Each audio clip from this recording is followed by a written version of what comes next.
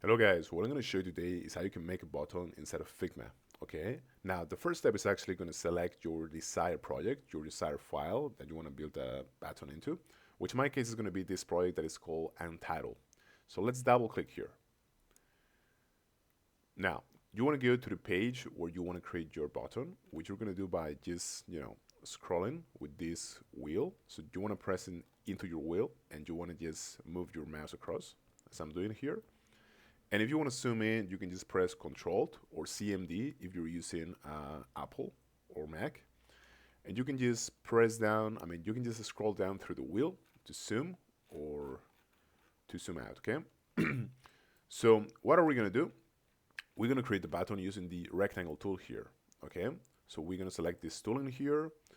And now you want to create a rectangle of your desired size, as it's going to be here. And you want to position it in the center, as I'm doing.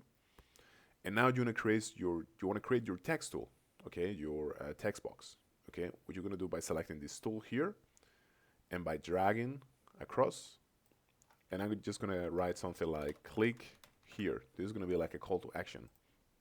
And now, because this text looks very small, you can select this box here, and you can go to your typography section, and you can click on this font size and increase it to, a size of about, in this case, 96 is fine, okay? And now make sure you position it in the center, okay, or close to. That looks good to me, I guess. Okay, a little bit more than that. Okay, perfect. Cool. Now, once you're ready, you want to select this whole thing here, this actually rectangle here, and you want to go to prototype. And now you want to click on interactions, right?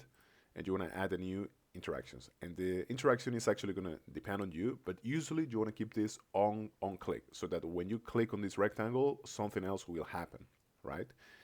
And the action is also going to depend on you, but you either are going to want to navigate to another page of your website or to open a link if you're using this as a CTA, right?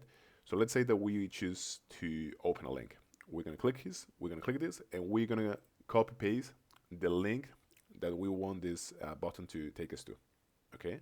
And we can also select open a new tab or not. All right, so you could copy something like, I don't know, wikipedia.com, for example, right? Whatever, all right? So that's pretty much how you create a button. That's it. Thank you very much.